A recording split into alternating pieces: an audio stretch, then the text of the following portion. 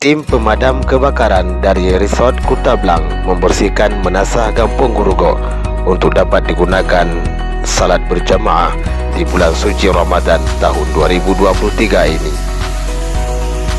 Terlihat Pak Imam Tengku Bustami Yusuf bersama Ketua Pemuda Kampung Gurugo sedang membantu para pemadam kebersihan untuk membersihkan menasah Kampung Gurugo, Kecamatan Gandapura, Kabupaten Biren.